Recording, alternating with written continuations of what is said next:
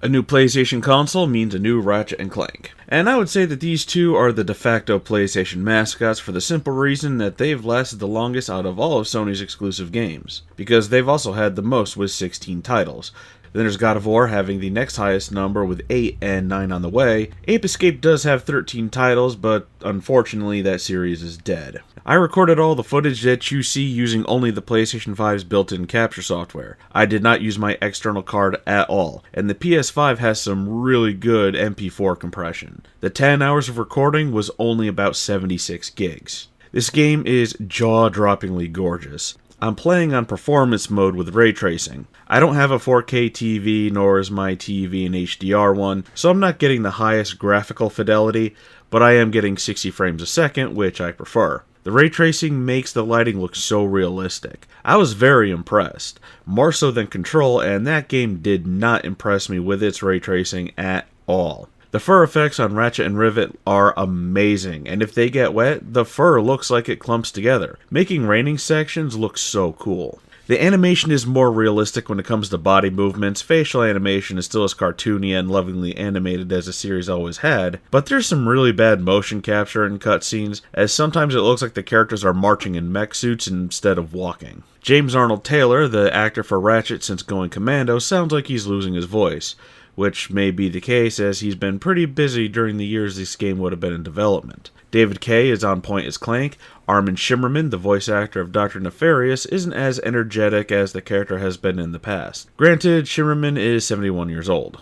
Jennifer Hale is amazing as Rivet and really makes the character come alive. I would put Rivet on a top 10 list of video game girl crushes if I would ever make that one. Kit, who is Clank's dimensional counterpart, is a really good character in how she grows, and her voice is perfect for the character. And Robin Atkin Downs is great as Emperor Nefarious, Dr. Nefarious' dimensional counterpart. The music and sound effects are what you'd expect from the Ratchet and Clank series. It's all science fiction and alien sounding. The final boss music is fantastic and is easily the best track in the game, rivaling the duet that Doctor and Emperor Nefarious performed during the end credits. Look it up, it's great and I wish they performed it in-game. Rift Apart is your typical Ratchet and Clank game. It's that very familiar run, gun, and platform formula that the series has been known for since the very first game. Loading screens are hidden behind ships flying through space as you go from planet to planet like it's always been, and it's also really quick. The PS5 loads games practically instantly, which surprised me with how quick that solid-state drive in the system is. Most of the weapons from previous games return, or return in a spiritual successor type of way. Instead of having Mr. Zircon, a floating robot that attacks enemies, you have Mr. Fungi, a floating mushroom that attacks enemies. There's only 3 weapons that can have over 100 rounds of ammo. One of them goes up to 24, and all the others don't really go past 16 rounds. But there's really nothing to worry about, as there are upgrades that increase the amount of rounds that you'll pick up, and it was a rare moment when I'd run out of ammo. I do miss the more goofy weapons that the series used to have, like the Morpho Ray or Sheepinator. There is a topiary weapon that covers enemies with plant matter and paralyzes them until you attack them though. About half the weapons have a half pull and full pull option, taking advantage of the DualSense's adaptive triggers, like the Executioner. Squeezing R2 until you feel some tension will fire one barrel, but squeezing it past that tension fires both barrels at the same time. There's also a Gatling gun weapon that lets you feel every single bullet that leaves the barrel in the R2 trigger, and each step that Ratchet and Rivet makes,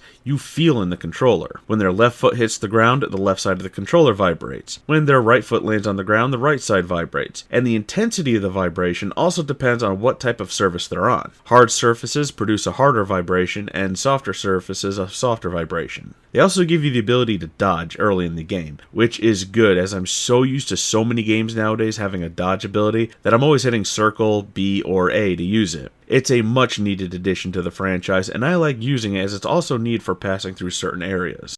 The Rift Tether, which is another new ability that pulls rifts to you, is very underutilized for combat, or for platforming. For combat, it could warp you from one side of the arena to the other, but you'll need to turn around first because the enemies that were in front of you will now be behind you. And for platforming, it's redundant because you still have the hook shot and it operates pretty much the same. It's more for the theme of the game more than anything else. Ratchet and Rivet play exactly the same, they use the same weapons and share the same inventory. There is an in-game explanation for this, but it would have been nice if they played differently. They both have the hover boots, so if they don't have Clank, they can still hover. They also have the jet boots, so they can travel faster along the ground. You'd think that with Rivet having a robotic arm and being a Lombax, a species known for an aptitude for technological advancements, would have some kind of cool exclusive ability for it, but she doesn't. They also can't visit planets outside of what the story has them go to. Ratchet can't go to the planets that Rivet goes to, and Rivet can't go to Ratchet's planets. Granted, it doesn't matter since they don't play differently, but it would be nice to be able to choose who I want to play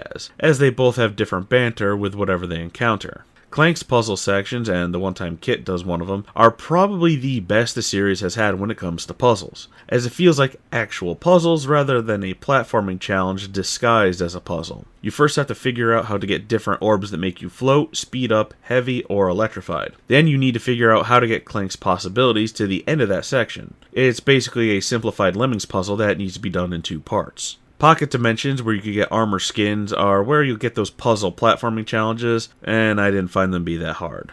The story is that Dr. Nefarious steals the Dimensionator, a device that opens up portals to different dimensions that was the focal point of Tools of Destruction and mentioned in A Crack in Time. This does take place after Into the Nexus, but it continues the Where Are the Lombax's plot point that Tools of Destruction and A Crack in Time started. Nefarious finds a dimension where he always wins and takes Ratchet and Clank there with him, and that happens to be Rivet's dimension. The two get separated, Rivet finds Clank and takes him with her, with Ratchet in pursuit. The story is very well written. I fell in love with Ratchet when experiencing her story because it's told so well, as her story is one of failure but making the best of it, as compared to Ratchet's story of success but his fears of inadequacy. I thought that A Crack in Time had the best story, but this one tops it.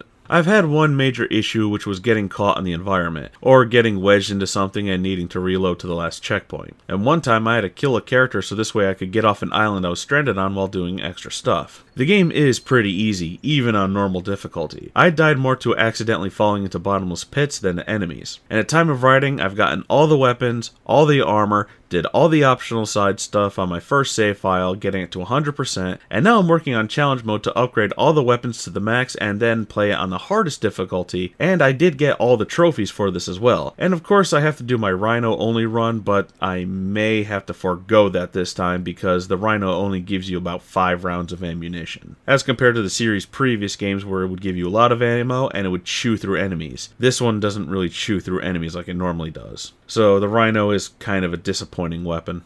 And I get that PlayStation 5s are in high demand and in short supply, but if you manage to get one, let this be your first game for it. The graphics and story are on par with a Pixar movie, the gameplay is that classic Ratchet and Clank formula that we all know and love, and Rivet absolutely steals the show. She better come back as a playable character in future titles too. She's too lovable not to be a mainstay in the franchise now.